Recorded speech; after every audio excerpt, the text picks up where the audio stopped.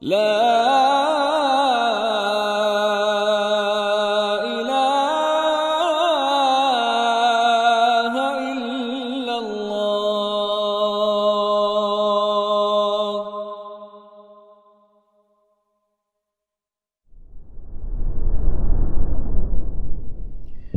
بسم الله الرحمن الرحيم. السلام عليكم ورحمة الله وبركاته.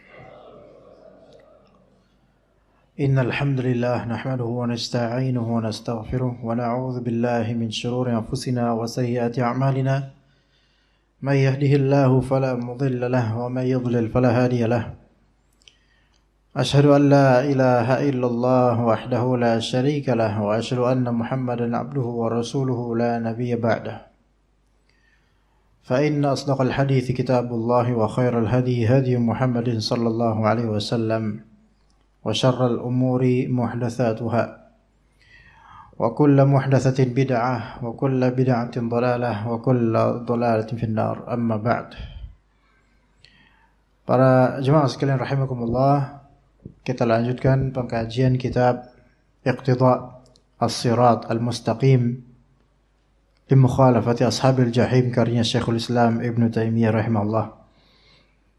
Masih berkaitan dengan menyelisihi orang Yahudi dan Nasara, terutama sekali dari segi ghulunya mereka dalam masalah agama, terutama orang Nasrani, dan juga ghulunya orang-orang Yahudi dalam beberapa hal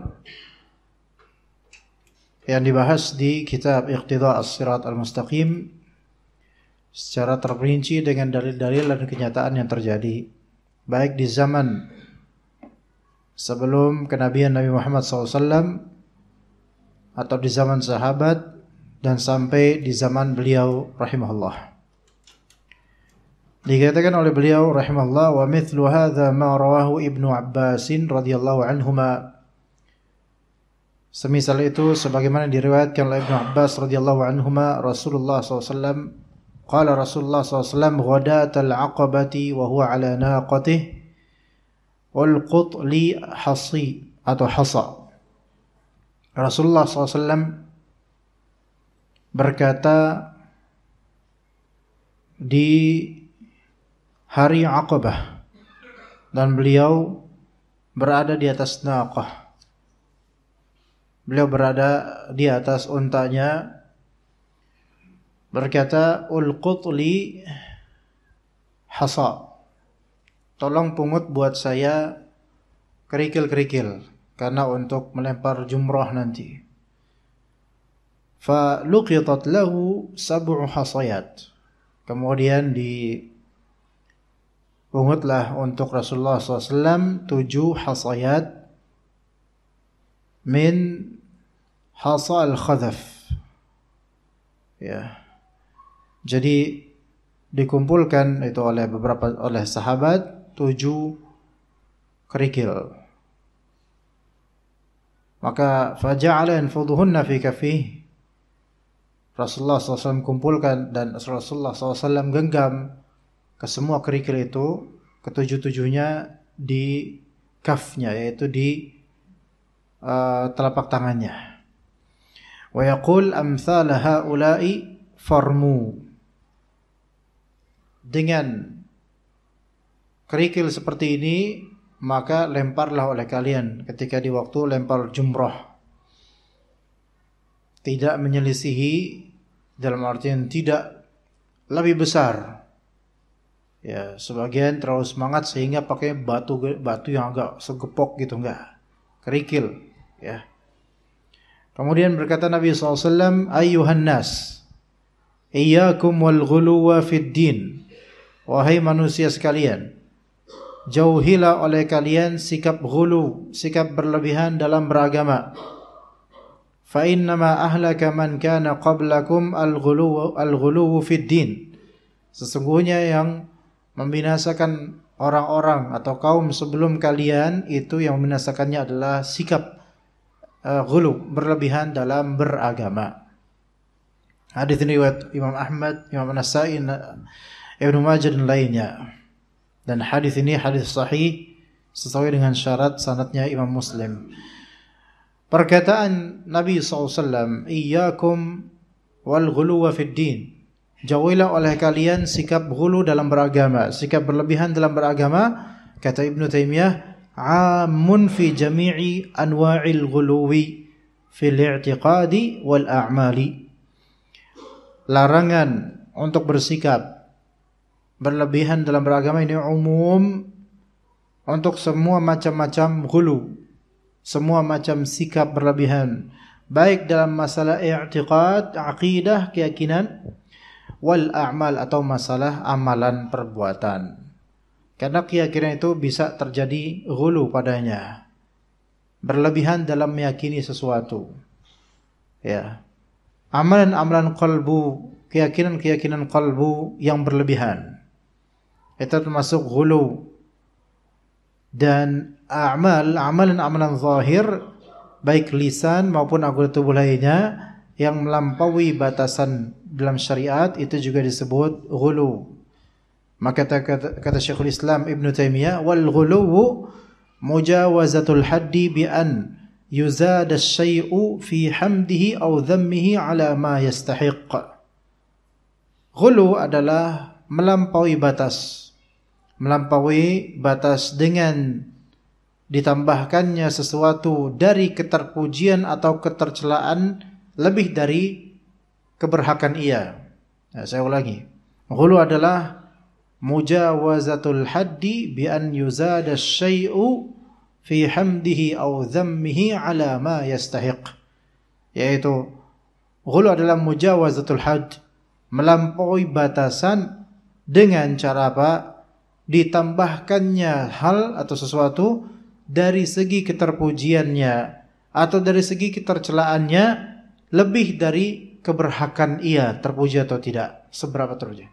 Jadi ketika seseorang memuji gurunya namun melampaui batas, maka ini termasuk ghulu. Melampaui batas ini boleh jadi melampaui batas dari segi pencacatan tauhid, yaitu menjadikan ustadz ini semanzilah dengan Rabbul Alamin, menjadikan ustadz ini dighulukan dengan apa-apa yang dia omongi itu selalu dianggap benar dan tidak pernah salah.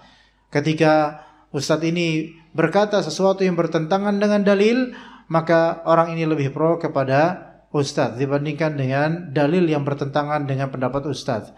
Maka ini termasuk al-ghulu fid din, mujawazatul hadd. Tapi di sini bi an yuzada asy-syai' fi hamdihi ala ma yastahiq, yaitu ditambahkan suatu keterpujiannya lebih dari kadarnya dia. Lebih dari kadarnya dia. Dan kadang-kadang ghulu itu memuji diri sendiri juga bisa lebih dari kadarnya, sampai meminta para murid supaya nanti ketika wafat agar mereka senantiasa bertawasul di kuburannya. Itu ada terjadi. Ya, seorang syekh, biasanya ini syekh masyayikh tariqat sufiyah biasa. Syekh masyayikh tariqah sufiyah, yang mana mereka melaksanakan tarekat. Dan dalam dunia sufi itu tarekat sangat banyak, sangat banyak. Sebagiannya mungkin ringan, namun sebagiannya sampai derajat kekufuran. Karena terlalu ghulu.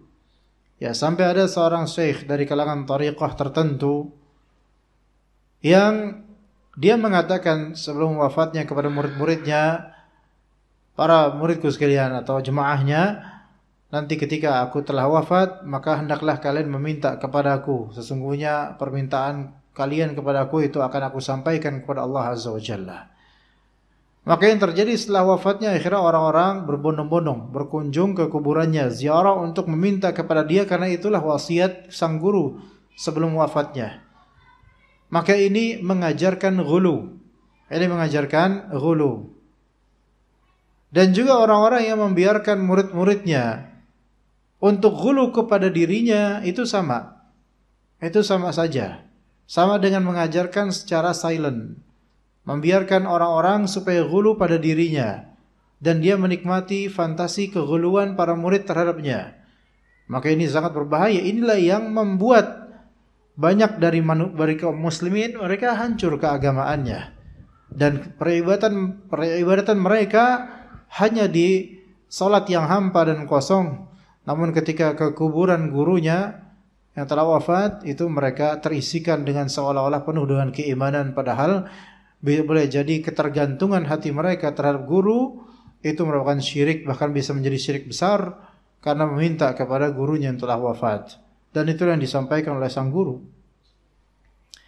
Jadi ini ghulu fi salihin.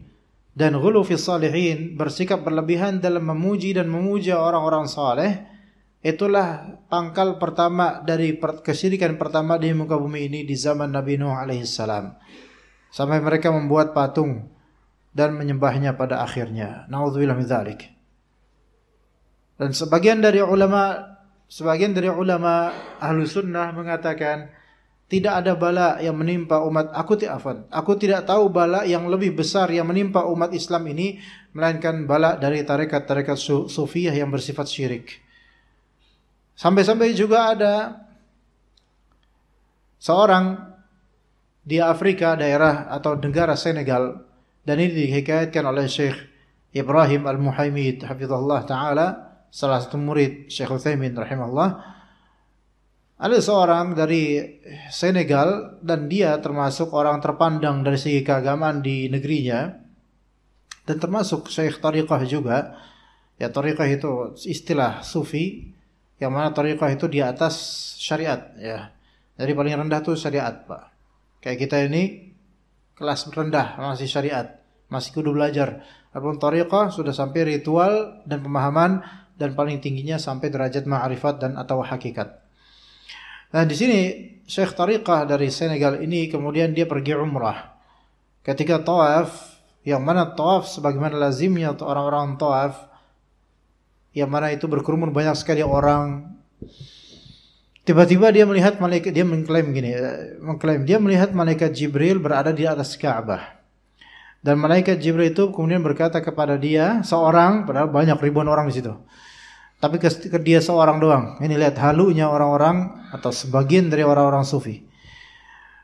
Dia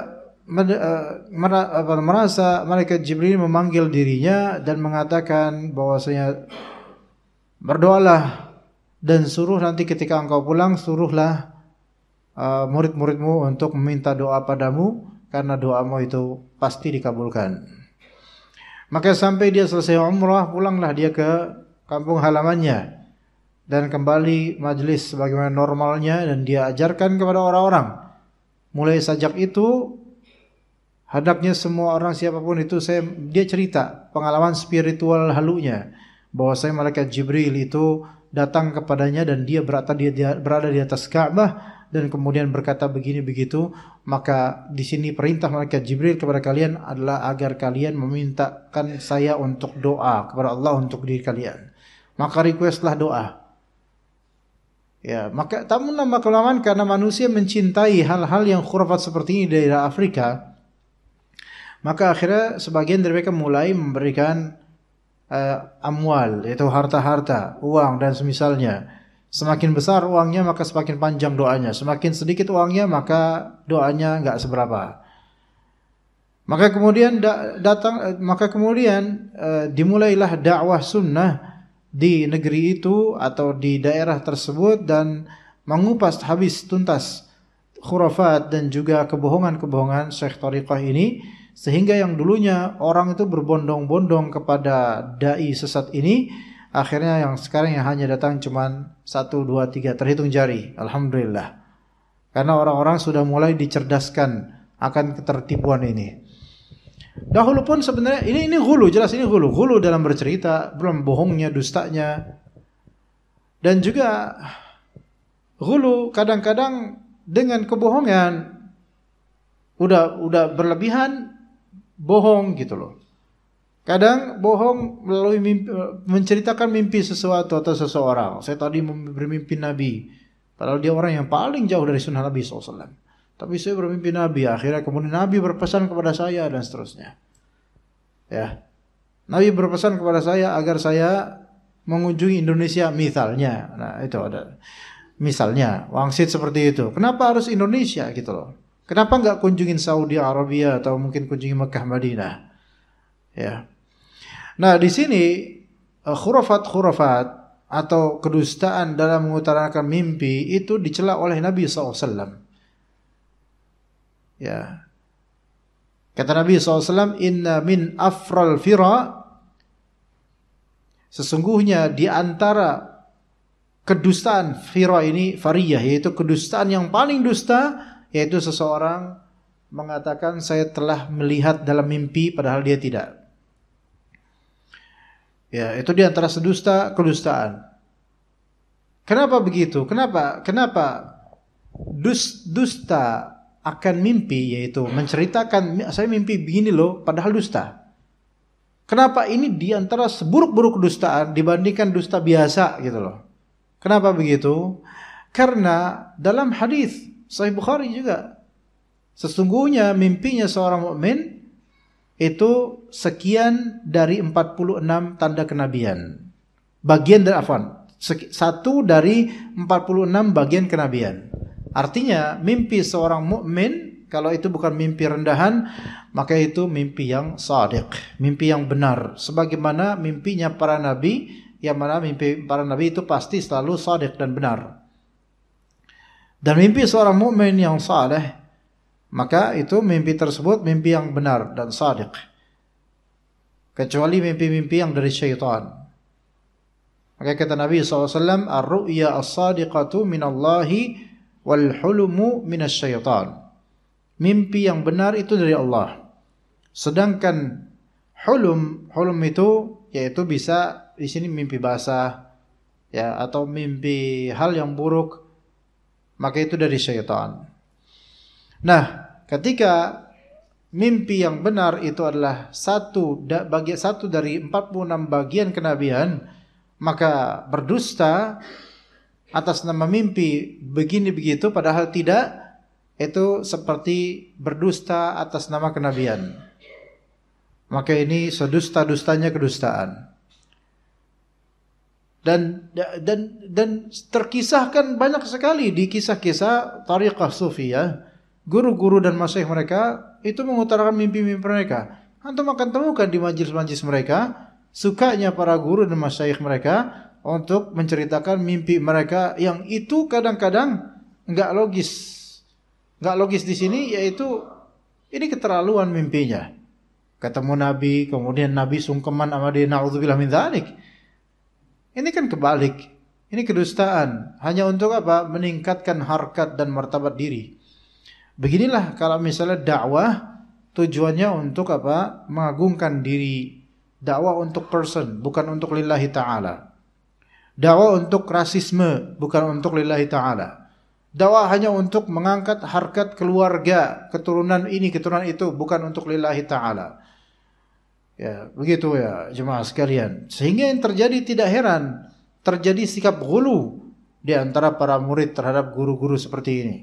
Karena memang ditanamkan untuk ghulu. Bukan justru dilarang, ditanamkan. Karena mereka ingin dipuji dan dipuja lebih dari kadarnya. Padahal mereka tidak berhak sama sekali dipuji maupun apalagi dipuja. Wan Nasara, kata Syekhul Islam Ibn Taimiyah, wan Nasara aktsaru ghuluwan fil i'tiqadati wal a'mal. Orang-orang Nasrani itu lebih banyak lagi ghulunya dari segi akidah dan juga amalan-amalan. Dari segi akidah mereka lebih banyak ghulunya padahal mereka ajhalun nas. Sebodoh manusia tentang agama dan keyakinan. Bodoh sekali.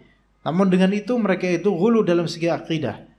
Itu dibuktikan dengan bagaimana umumnya orang-orang Nasrani mereka mempercayai bahwasanya Nabi Isa alaihissalam itu memiliki derajat rububiyah sehingga disebut Tuhan, disebut anaknya Tuhan.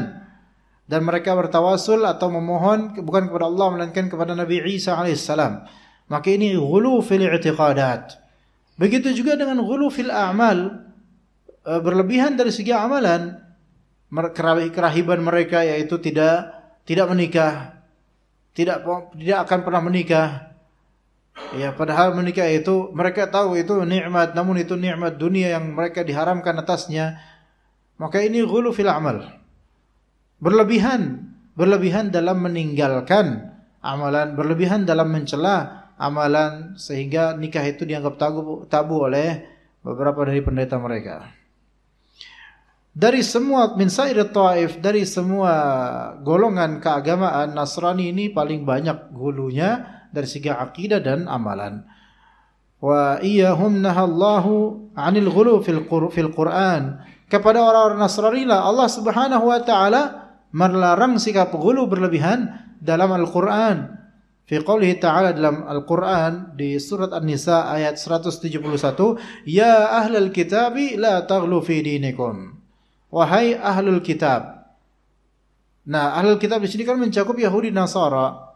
Tetapi dalam konteks ini lebih ke Nasara. La taghlu fi dinikum. Janganlah kalian bersikap berlebihan terhadap agama kalian sendiri. Kemudian kata Ibnu Taimiyah rahimahullah, wa sababu hadzal lafzil 'am ramyul jimar wa huwa dakhilun fihi. Fal ghuluw fihi mithlu ar-ramyi bil hijaratil kibari wa nahwi dzalik.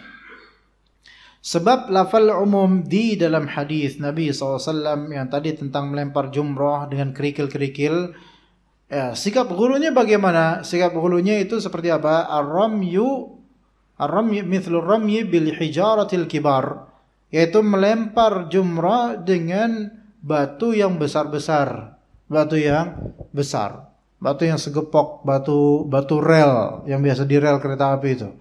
Ya enggak, itu bukan kerikil. Hasa itu beda dengan hijarah kibar. Hasa itu ya kerikil-kerikil kecil, dan sekarang di-provide kok oleh pemerintah Saudi di beberapa tempat di pinggir jalan untuk supaya orang memungutnya. Nah, itu hasa, kerikil-kerikil. Adapun kalau dengan hijarah kibar, yaitu dengan batu-batu besar, maka ini terkategorikan sebagai ghulu. Kemudian di sini kita disinyalir kita itu kalau pakai batu yang lebih besar itu akan lebih buat kerasa buat setannya. Ini enggak ada urusan dengan itu ya. Yang penting kita ikut syariat, udah itu cukup. Malah justru ketika melakukan ghulu dan kebid'ahan, malah syaitan lebih suka dengan itu. Dan keberkahan sunnah bisa hilang dengan sikap ghulu dan berlebihan seperti ini. Ya, mereka beralasan bina'an 'ala annahu ablaghu minal hasas shighar. Mereka beralasan ya karena pakai batu yang besar itu lebih ablag, lebih nyampe, lebih apa ya? Lebih nyakitin dibandingkan dengan hasa as-sighar. Dengan apa? Kerikil yang kecil. Kerikil yang kecil mah kecil banget gitu. Ini sebenarnya ide-ide seperti ini ide ghulu. Iya, ide yang ghulu gitu. Thumma allala dzalik, kemudian Nabi SAW menta'lil, memberikan kaus dan sebab mengapa kok kita dilarang ghulu, padahal ini dalam konteks cuman apa? Cuman kerikil kecil loh. Bi anna ma ahlaka man qablana illa al-ghulu fid din. Bahwasanya tidaklah ada yang tidak ada yang menghancurkan umat sebelum kita, melainkan adalah sikap berlebihan dalam beragama. Kama tarahu fin nasara, sebagaimana engkau lihat dalam Nasara. Padahal Nabi SAW ini dalam hanya konteks apa? Masalah kerikil kecil. Minta kerikil kecil ambilin sampai 7 dikumpulin dah gitu.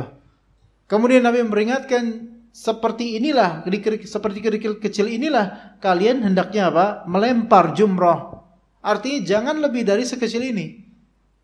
Dan Nabi SAW sangkut pautkan dengan larangan iyyakum wal ghulu, jangan kalian berlebihan. Kalau misalnya kita fikirkan dengan keindonesiaan kita hal-hal seperti ini, elah cuma kerikil kecil doang. Kenapa enggak gedean dikit napa gitu kan? Batu gede, batu kali atau batu rel lah minimal gitu. Kan lebih gede tuh, lebih ablag, lebih nyampe, lebih cepet ya. Mungkin setannya lebih benjol atau lebih kena dan semisalnya. Itu ghulu ternyata gitu loh. Padahal ini hal yang sepele loh. Ini hal yang sepele yang mungkin disepelekan orang. Tapi ketika itu batasan sunnah Nabi SAW, maka jangan ditambahkan dengan atas nama lempar jumrah. Ya, lempar jumrah jangan. Dan hal-hal lain ya jemaah sekalian. Ya. Misal dalam hadis kita itu setelah salat ba'da subuh dan ba'da maghrib kita ucapkan la ilaha illallah wahdahu la syarikalah lahul mulku wa lahul hamdu wa huwa ala kulli syai'in qadir. Berapa kali, Pak? 10 kali. Taib. Kok subuh sama maghrib doang? Saya pengen semua sholat, termasuk zuhur, asar, isya, 10 juga. Lah ini ghulu. Karena Anda membuat sesuatu paketan yang tidak ada dasar khususnya dari hadis Nabi SAW. Bukan berarti nggak boleh mengatakan la ilaha illallah wa la syarika lahu sampai akhir. Bukan itu. Tapi mentaksis dengan melebihkan, mentaksis lafal dengan perlebihan dan antum batasin sendiri, itu dilebihkan, maka ini ghulu, mujawazatul had, menganggap ini istihsan, menganggap produk antum ini baik. Padahal syariat mengizinkan cukup sekali saja atau 2 kali saja. Maka kalau disepuluhkan, diseragamkan, disamakan dengan subuh dan juga maghrib, maka ini bisa menjadi ghulu. Ya, bisa menjadi ghulu. Ya. Dan hal-hal lain. Ya. Kemudian wadzalika yaqtadi karena ini orang-orang Nasara itu seringkali berbuat ghulu, maka konsekuensinya anna mujanabata hadihim mutlaqan ab'adu 'anil wuqu'i fima bihi halaku wa anna al-musharika lahum fi ba'di hadihim yukhafu 'alaihi an yakuna halika. Bahwasanya konsekuensinya, kesimpulannya, menyelisihi tata cara beragamanya orang Nasrani secara mutlak itu lebih jauh, atau itu akan membuat semakin jauh dari penyebab hancurnya orang Nasara dulu atau kaum-kaum terdahulu. Semakin kita mengasingkan diri dan amalan dari keseragaman terhadap mereka, maka semakin berpotensi selamat dari bagaimana mereka dulu dihanguskan atau dibinasakan. Begitu.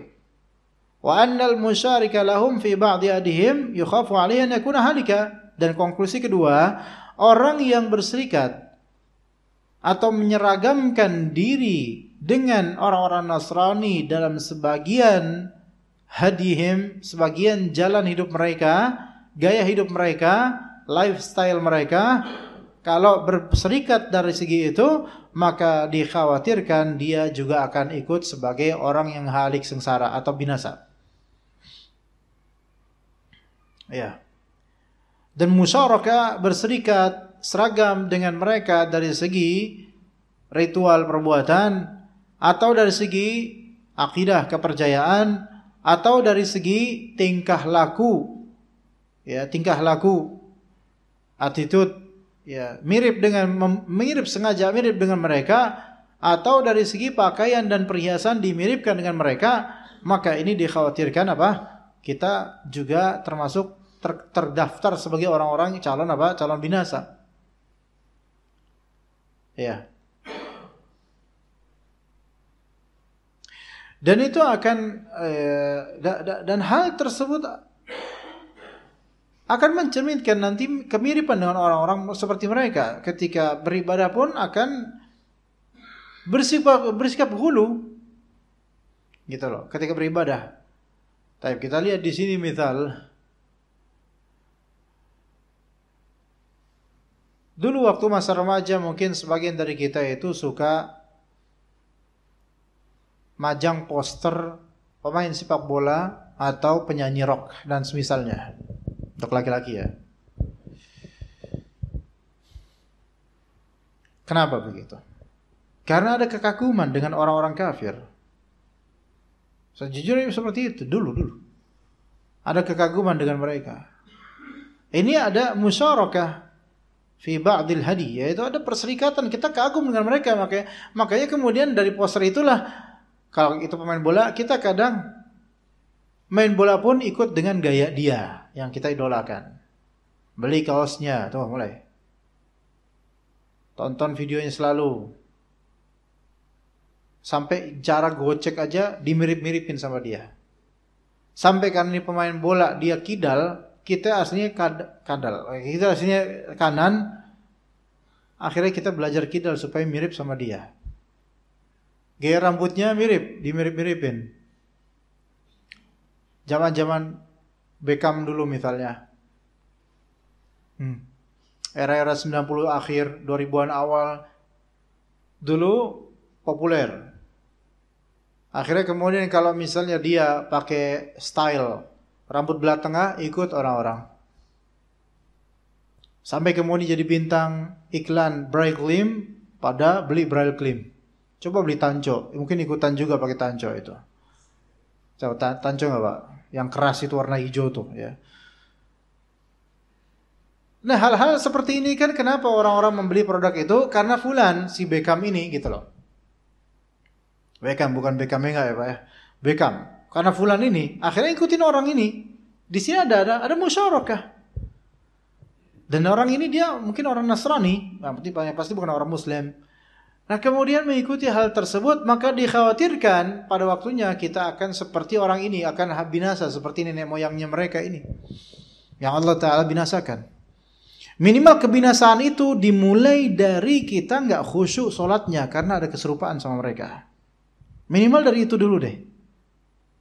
Nggak khusyuk sholatnya. Sekarang Bapak tanya anak-anak Bapak seberapa khusyuk sholat mereka ketika mereka sudah punya idola orang-orang barat, K-pop dan semisalnya. Tanya itu seberapa khusyuk. Ketika anak Anda sudah teracuni dengan drama Korea, perhatikan seberapa khusyuk tuh anak tuh. Susah khusyuknya. Karena di hatinya itu ada keterpautan, keserupaan dengan orang-orang yang kufur kepada Allah Azza wa Jalla. Semakin kita itu bisa terbebas dari penyerupaan terhadap orang kafir, maka kita tuh semakin dekat ke Allah dan semakin dekat ke sunnah Nabi SAW. Makanya beberapa ikhwan sekarang yang hijrah maksudnya hijrah ke sunnah gitu ya. Iya cingkrangan, iya jenggotan, tapi kadang-kadang dari segi bahasa mirip dengan orang-orang fasik, mirip dengan youtuber fasik. Kita tanya, antum ada keserupaan sama orang-orang fasik? Kira-kira sholat antum tuh bisa nggak? Bisa sekhusyuk orang-orang yang soleh nggak? Atau jangan-jangan malah cuman penampilan saja yang ketika seperti sunnah, tapi hatinya seperti hati orang-orang fasik ketika sholat, kosong, dunia isinya. Maka hati-hati dengan musyabahah, musyarakah, keserupaan, perserikatan sifat dengan sifatnya orang-orang yang kufur kepada Allah Azza wa Jalla dan juga fasik. Begitu. Dan yang penting juga circle. Kalau bahasa sekarang circle pertemanan itu harus betul-betul dijaga, apalagi anak-anak kita ya. Wa min dzalika, di antara faedahnya dan di antara konklusinya, annahu sallallahu alaihi wasallam hadzarana min musyabahati man qablana. Nabi SAW memperingatkan kita dari sikap menyerupai orang-orang sebelum kita, yaitu kalangan Yahudi Nasara dan semisalnya. Fi annahum kanu yufarriquna fil hududi bainal asrafi wad du'afa. Nah ini, mereka orang-orang zaman dulu, terutama orang Yahudi. Ya, mereka itu mentafriq, membeda-bedakan dalam masalah hukum had antara orang-orang asyraf. Orang asyraf itu adalah orang mulia, pejabat ya, yang punya kedudukan. Dibedakan dibandingkan dengan du'afa, orang-orang yang dhaif, orang-orang yang lemah, nggak punya harta, nggak punya kedudukan dan jabatan. Itu beda tuh hukumnya, hadnya beda. Ya. Wa amara an yusawwa bainan nasi fi dzalik. Nabi SAW memerintahkan agar vonis hukum sama, mau dia kaya, mau dia miskin, mau dia pejabat, mau dia rakyat biasa, jelata. Wa in kana kathiru man dhawi ar-ra'yi was-siyasati qad yadhunnu anna i'fa' ar-ru'asa ar-ru'asa'i ajwadu fi siyasah. Walaupun sebagian tokoh politik atau ahli hukum, ahli politik itu menyangka atau berprasangka bahwasanya memaafkan orang-orang pembesar, memaafkan orang-orang yang berpangkat tinggi itu lebih bagus dari segi politik.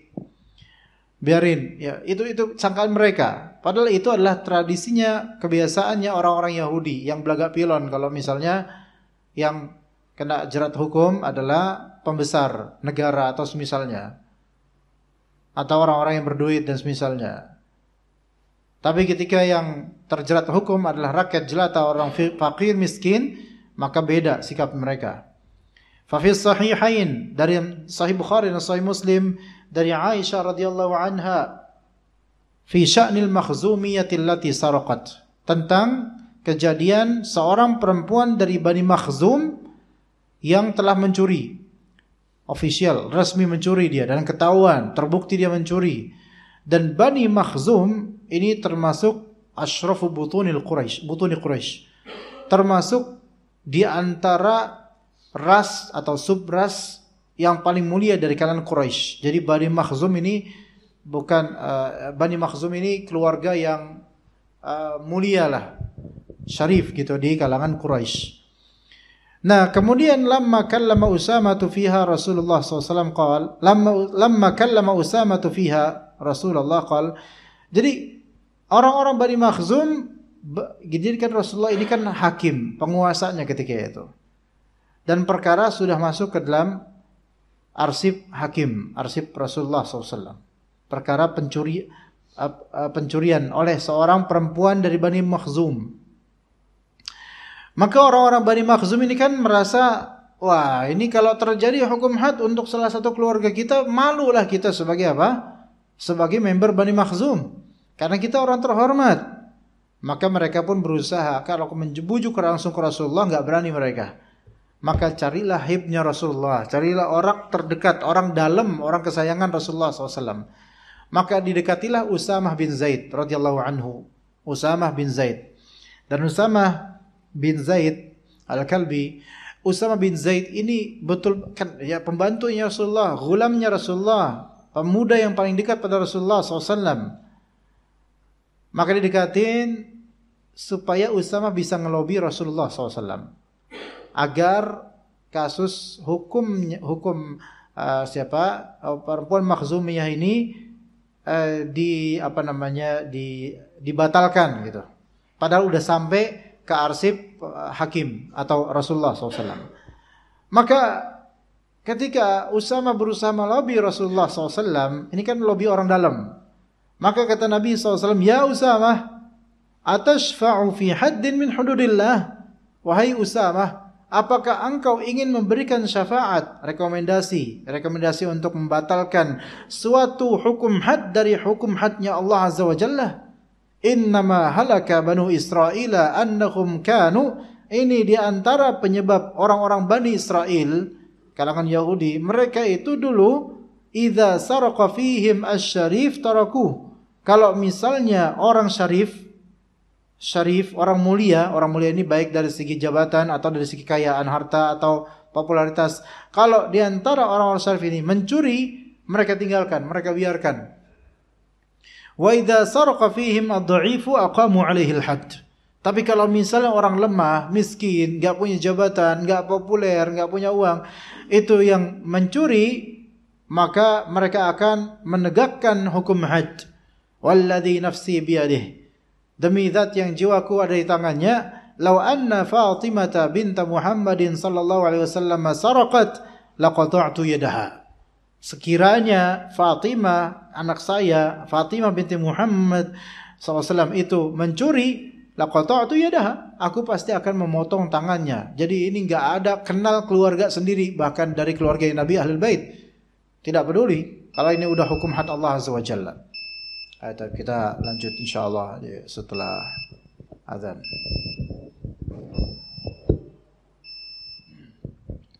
Baik, kemudian Syekhul Islam Ibn Taimiyah rahimahullah taala berkata, "Wa kana Banu Makhzum min ashrafi butuni Quraisy."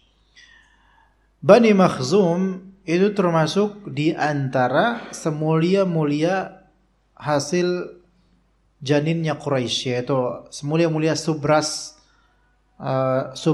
subrasnya Quraisy. Washtadda alaihim an tuqta'a yadu imra'atin minhum. Dipotongnya tangan seorang perempuan dari keluarga mereka itu merupakan hal yang sangat memberatkan mereka, membuat malu ya.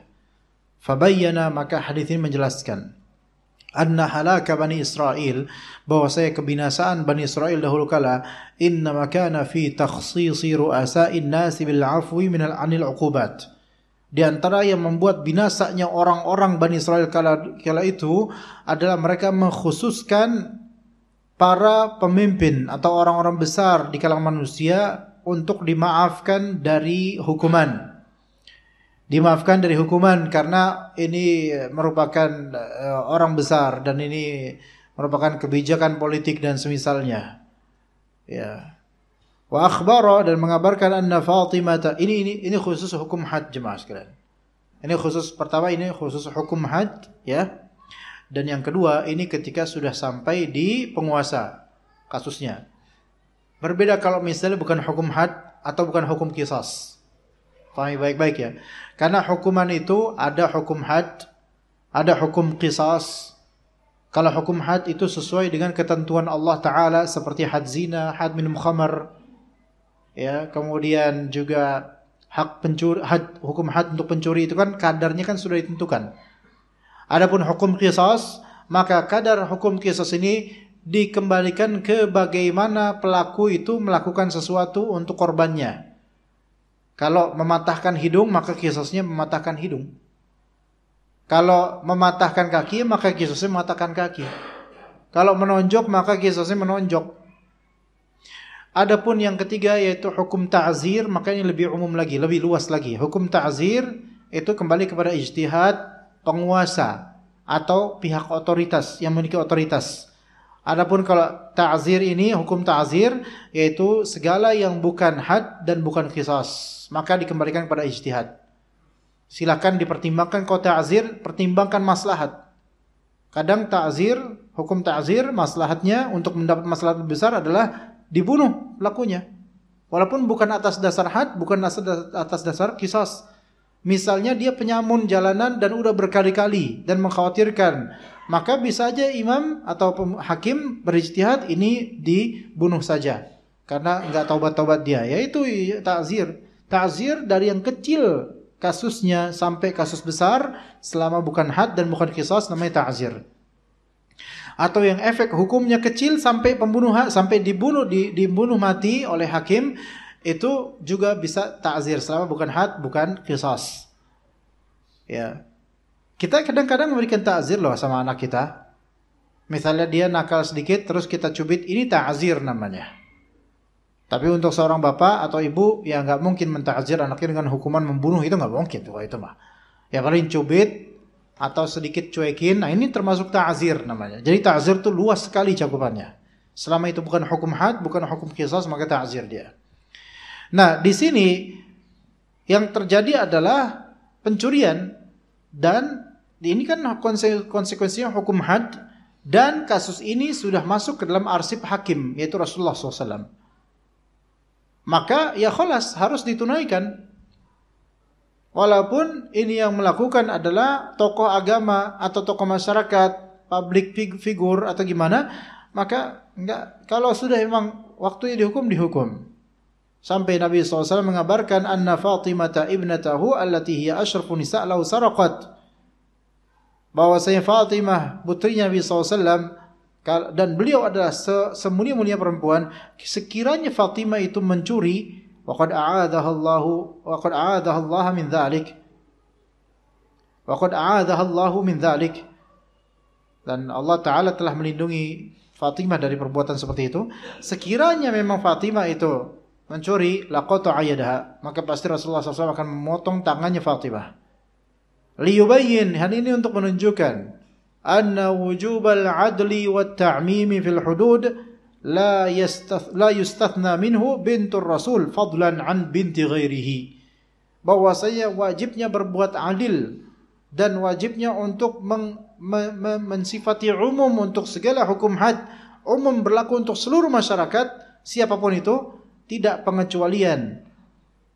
Tidak ada pengecualian, bahkan putrinya Rasul tidak dikecualikan dalam hukum, tetap kena hukum kalau misalnya melakukan itu, apalagi kalau putri selain putri Rasulullah SAW. Makanya sama, kena lebih-lebih ya.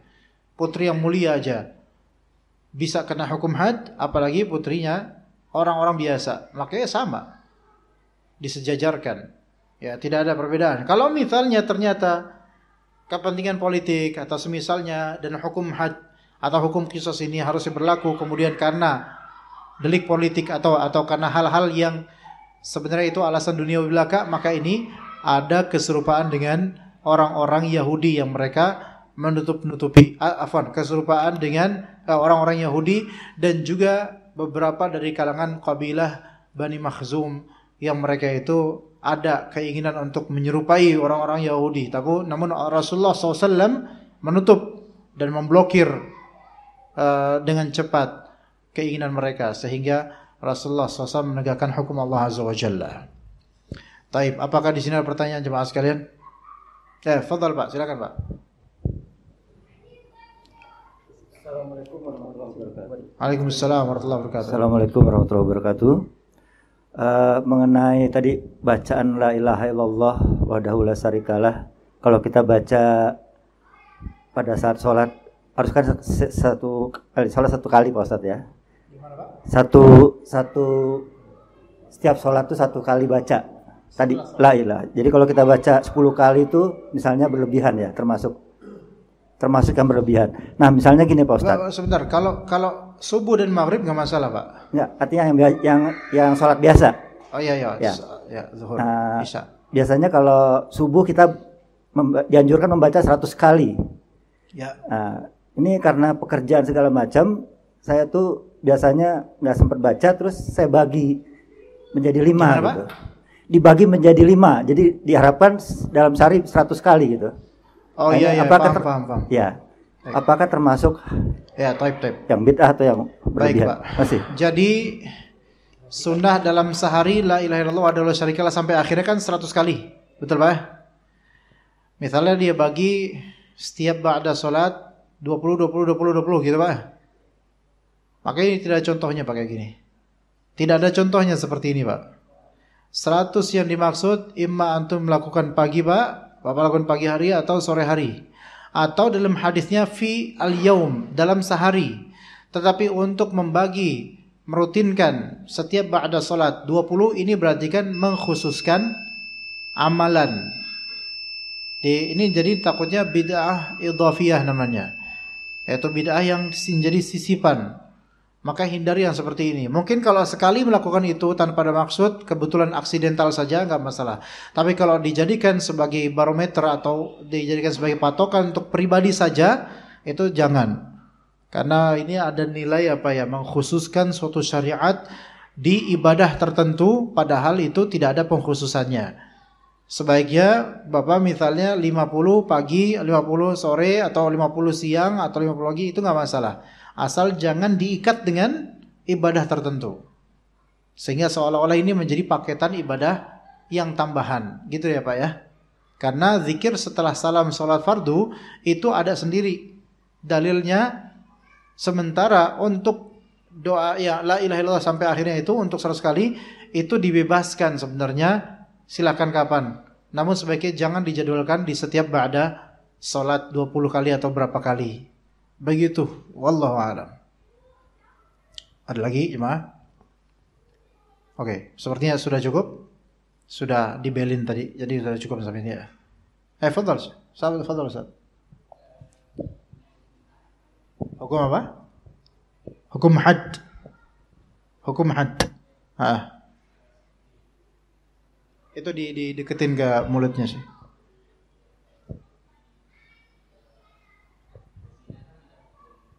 Zina ya.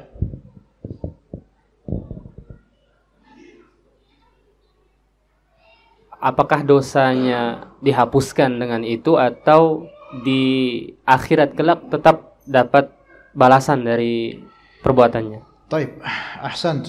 Ya, jadi ketika seseorang terkena hukum had dan penguasa melakukan hukum had tersebut baik zina, minum khamar atau mencuri dan semisalnya, maka apakah itu mentakfir sayyiat di dunia langsung, yaitu hukum had tersebut sebagai penggugur dosa langsung, atau di akhirat juga ada lagi? Ini khilaf di antara ulama. Namun wallahu alam, kalau untuk hukum had, wallahu alam yang ana pelajari dari Syekh Sami As-Suqair hafizallah, dan beliau juga salah satu muridnya Syekh Utsaimin, dalam beberapa majlis fikih beliau, untuk hukum had itu seseorang ketika dikenai hukum dera atau had, maka gugur dosanya ketika itu juga. Gugur dosanya ketika itu juga. Karena dianggap hukum had ini sebagai pertaubatan dia. Ya, di antara contohnya ada seorang sahabat Nabi namanya disebut, bukan nama aslinya, disebut julukannya Himar. Himar, julukannya Himar. Himar itu sebenarnya seburuk-buruk binatang ya dibagi orang Arab ya. Ini juga menunjukkan bahwasanya seseorang ketika dijuluki sesuatu dan dia ridho dengan julukan itu, maka dia boleh dijuluki itu.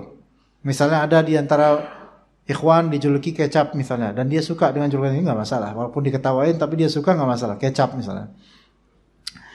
Nah, himar ini nih suka menghibur Nabi SAW, jenaka orangnya, dan sering Nabi SAW itu ketawa kalau ngeliat himar, si himar ini, nama sahabat, atau julukan sahabat.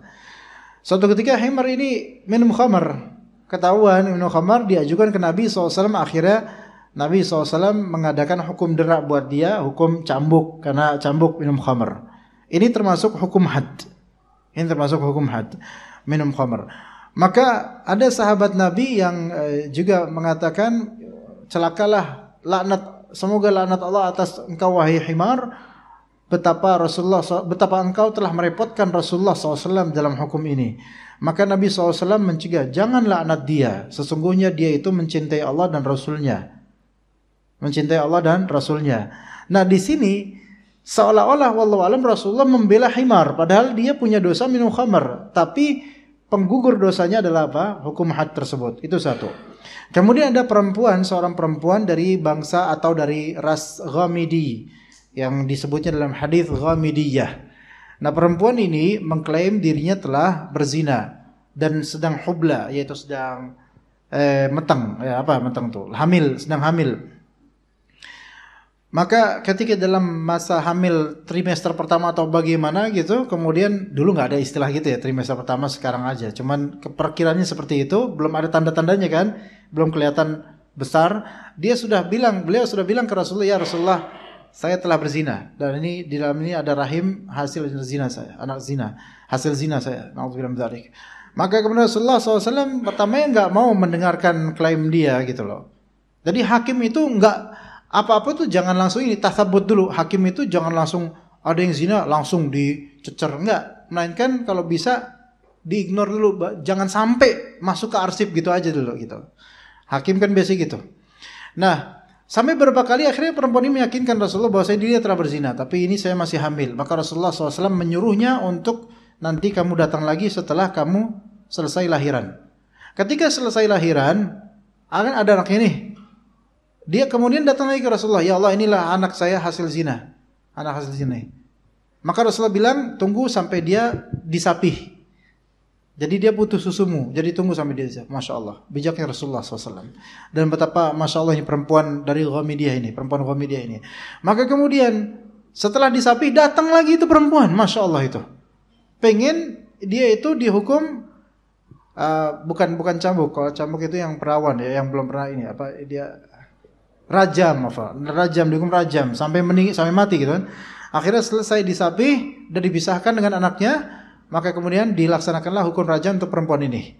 Nah, di antara yang dilempar batu ya, ke kepala gitu kan, dan batunya itu tidak terlalu besar, namun tidak juga terlalu kecil. Kalau kecil-kecil banget kayak kerikil, itu mah nggak mati-mati gitu kan ya, kesiksa banget. Tapi kalau terlalu besar, itu langsung mati takutnya. Batu yang menengah gitu, sakit gitu kan. Ada yang melempar batu dengan kerasnya sampai terkena palanya, dan kemudian bahasanya, moncor gitu muncrat darahnya ke muka orang yang melempar itu, dan kemudian dia melaknat keras perempuan ini. Maka Rasulullah SAW bilang, jangan kalian laknat perempuan ini, sekiranya taubatnya perempuan ini ditimbang dengan taubatnya penduduk Madinah, maka taubat perempuan ini secukup dengan seluruh penduduk Madinah. Masya Allah. Artinya, wallahu alam, hukum had ini bisa menggugurkan dosa orang ini pencuri atau pezina atau peminum khamar. Begitu, wallahu alam. Begitu. Namun karena kalau misal pencuri ada kaitannya dengan yang dicuri, pihak yang zalimi, maka sebelum dia dipotong tangan hendaknya mengembalikan hak orang yang telah dia rampas itu. Seperti itu. Insya Allah pengguguran dosa, insya Allah. Apalagi kan itu hukum had, bukan hukum sembarangan, dan mungkin orang itu insya Allah telah bertaubat. Wallahu a'lam. Assalamualaikum Ustaz. Afwan. Oh iya. Assalamualaikum ya Ustaz. Wah, izin menyampaikan beberapa pertanyaan. Jangan banyak-banyak Bu ya. Khair Ustaz. Ya, silakan. Ada yang bertanya, bagaimana jika zikir pagi petang itu dilakukan tidak sesuai waktunya? Misalnya yang zikir petang itu dilakukan sesudah maghrib, mungkin karena asar sedang berhalangan. Itu bagaimana Ustadz? Kemudian yang kedua, Afwan, mungkin Satu dulu Bu, nanti saya lupa. Pertama, apakah zikir pagi petang itu boleh dilakukan di luar waktunya? Dalam kitab Fiqhul Ad'iyah wal Adhkar karya Syekh Abdul Razzaq Al-Badr hafizahullah disebutkan bahwasanya jika seseorang berhalangan untuk zikir pagi atau petang pada waktu prime time-nya, maka boleh dia undur di waktu setelahnya. Waktu prime time untuk zikir pagi itu ba'da subuh sampai terbit matahari. Kalau memang itu dia ada uzur, mungkin ketiduran atau ikut kajian atau lagi ceramah kayak saya, habis subuh saya ceramah, ya nggak bisa ceramah sambil zikir pagi petang, nggak bisa kan? Maka berarti ditunda nanti kapan? Pas ingat gitu. Nah itu, pas ingat mungkin jam 7, jam 8, pas sempat. Nah itu boleh seperti itu. Karena ada uzur. Begitu juga ketika asar, mungkin dia sedang beraktivitas, entah kerja atau pulang kerja atau mungkin ngajar les dan seterusnya, atau mungkin kelupaan, maka diperbolehkan untuk ba'da maghrib. Kalau ba'da maghrib lupa, boleh nggak ba'da isya? Diperbolehkan. Selama itu memang sudah menjadi wiritan harian dia. Begitu, wallahu a'lam. Khair Ustaz. Yang kedua, mungkin Afwan jika tidak berkaitan dengan materi hari ini. Terkait ruqyah Ustaz. Ya. Kita bukan tidak diperkenan, artinya kita boleh meminta ruqyah, tapi kita kehilangan kesempatan untuk masuk surga tanpa hisab, begitu ya Ustaz ya? Ya, hadisnya begitu. Nah, tapi jika pada satu kondisi keluarga merasa tidak mampu meruqyah anggota keluarganya yang membutuhkan untuk diruqyah, itu bagaimana Ustadz? Bagaimana solusinya maksudnya? Baik. Kemudian ketika meminta orang untuk membantu meruqyah, kriterianya itu seperti apa Ustadz? Yang sesuai sunnah, maksudnya? Oh, bagaimana tracknya? Ya sekarang kan banyak praktisi ruqyah yang mengatasnamakan sesuai sunnah. Yeah. Tapi kemudian pada praktiknya ada amalan-amalan yang mungkin Allahu alam ya Ustadz, ada amalan-amalan yang mungkin tidak sesuai sunnah, itu bagaimana Ustadz? Mohon pencerahannya, jazakumullah khair Ustadz. Wayak. Taib, ruqyah itu hukumnya meruqyah, hukumnya sunnah. Dan usahakan meruqyah tanpa harus diminta dulu sama pasien atau klien atau korban. Dan seseorang ketika dia tersihir, tersantet atau sakit, baik fisik atau kolbunya atau suka kesurupan, dia yang wajib pertama dia adalah tawakal pada Allah Azza wa Jalla. Dan dalam hadis yang tadi disebutkan orang-orang yang dijamin masuk surga tanpa hisab, itu diantara kriterianya la yastarqun, tidak minta diruqyah, dan pada endingnya wa ala rabbihim yatawakkalun, mereka itu bertawakal kepada Allah Azza wa Jalla. Apakah meminta ruqyah itu menafikan tawakal? Nah, di sini jawabannya adalah meminta ruqyah ada beberapa konteks. Konteks pertama, meminta ruqyah tanpa ikhtiar meruqyah terlebih dahulu untuk mandiri, maka ini hukumnya bisa makruh, bisa haram.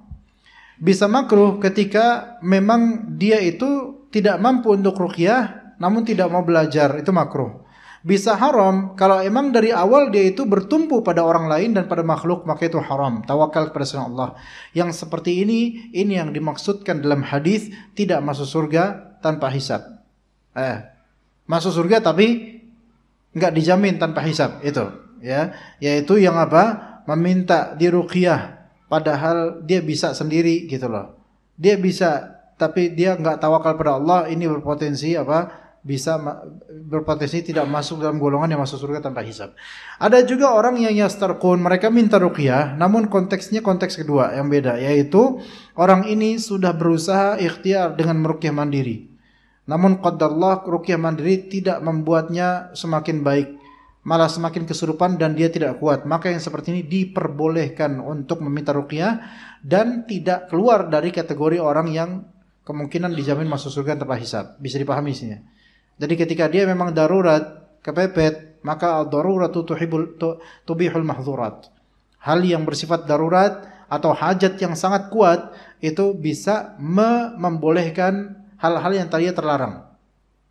Dan Imam Nawawi rahimahullah ketika beliau mensyarah hadis ini dalam syarah Sahih Muslim, beliau menjelaskan bahwasanya hukum asal istirqa adalah makruh. Hukum asal meminta ruqyah itu makruh, bukan haram.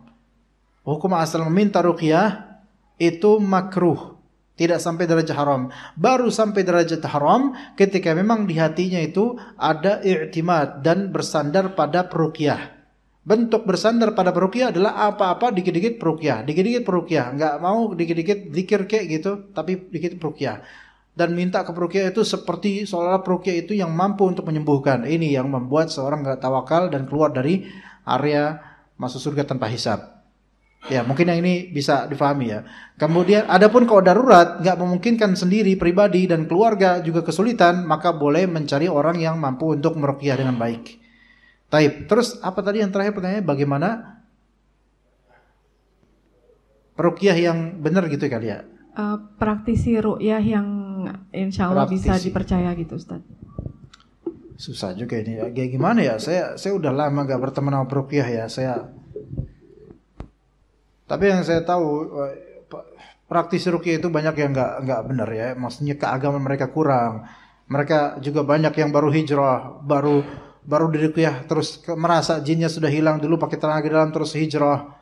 Kemudian malah bikin grup-grup sendiri. Jadi ustadz kemudian jadi peruqyah padahal ilmu akidahnya masih sangat sedikit. Jadi sekarang memang masih banyak yang peruqyah yang prematur dan sebenarnya nggak ngerti ilmu agama, kurang dan diustadzkan kemudian berfatwa ini berbahaya sekali. Kriteria saya karena sekarang minim pertemanan dengan para peruqyah ya, karena sekarang udah jarang berurusan sama setan ya. Jadi saya tidak tahu seperti apa mereka sekarang karena penampilan para peruqyah itu biasanya lebih soleh daripada ustadz kadang-kadang, jadi agak nyerah saya. Cuman ketika kita lihat di beberapa peruqyah ini sekarang ada peruqyah mainstream yang tadinya baik, cuman karena sekarang sudah masif followernya banyak sehingga lebih sering konten dibandingkan dengan kesungguhan dan keikhlasan dalam ruqyah. Ini suatu jebakan syaitan yang qadarullah ini menimpa beberapa dari teman-teman kita. Terutama zaman-zaman ketika memang podcast dan semisalnya itu menjadi tren, podcast, konten dan semisalnya memang ada manfaatnya, tetapi ketika itu untuk mengundang viewers maka keikhlasan itu terenggut sehingga kita lihat kejanggalan demi kejanggalan dalam ruqyah. Kaedah-kaedah kadang-kadang dilanggar. Konten-konten perempuan-perempuan yang di ruqyah itu kadang diperlihatkan wajahnya bahkan padahal itu adalah aib mereka. Ya, ini sesuatu yang sebenarnya bagian dari talbis iblis. Makanya ketika saya ditanya beberapa ikhwan, Ustaz apakah peruqyah ini dia peruqyah masyhur yang memang dekat kepada sunnah, alhamdulillah, apakah ini pantas ditonton? Agak waspada nontonnya seperti ini, Ana bilang. Karena dia sepertinya sudah terkena dengan sulitnya hubbus syuhrah, cinta popularitas. Karena konten-kontennya itu menerabas hukum-hukum syar'i demi memperbanyak viewers, maka ini berbahaya sekali. Ya, kalau untuk kriteria peruqyah seperti apa? Sejujurnya saya nggak tahu kriteria peruqyah yang kelihatan sekarang yang terbaik seperti apa, Allah alam. Saya nggak tahu. Yang lebih afdal adalah kalau memang merasa istikharah minta sama Allah, merasa orang ini bisa meruqyah, tolong minta sama fulan, Ustaz, tolong bisa nggak ngeruqyah adik saya atau bisa. Kalau dia bisa alhamdulillah, kalau enggak ya khalas. Begitu. Saya nggak tahu sekarang atau ruqyah center juga yang mana yang terbaik, mana yang sesuai sunnah, saya juga sudah tidak banyak teman dari golongan seperti itu. Wallahu a'lam. Tapi nasihat kami bahwa saya tawakal pada Allah itu adalah the first and the last. Selama perjalanan hidup harus tawakal terus sama Allah. Belum tentu kita itu melihat zahirnya peruqyah dari ruqyah center manapun kita lihat soleh. Tapi namanya syaitan itu tidak tinggal diam. Kesolehan seorang peruqyah itu bisa betul-betul hancur gara-gara fitnah wanita. Maka hati-hati di sini. Lebih baik sederhana dengan sunnah, zikir pagi petang, zikir setelah sholat, zikir terus. Itu jauh lebih afdal dibandingkan kadang-kadang kita memanggil peruqyah yang kita belum bisa memastikan seberapa soleh dan baiknya dia. Jadi sabar, tawakal sama Allah Azza wa Jalla. Ya begitu Ibu ya. Bu, udah pulang Bu? Sudah Ustaz, jazakumullah khair Ustaz. Wa ya jazakallah khair. Kita cukup sampai sini insyaallah. Sallallahu ala nabiyina Muhammad wa ala alihi wa sahbihi ajma'in. Subhanakallahumma bihamdika asyhadu an la ilaha illa anta astaghfiruka wa atubu ilaik. Assalamualaikum warahmatullahi wabarakatuh.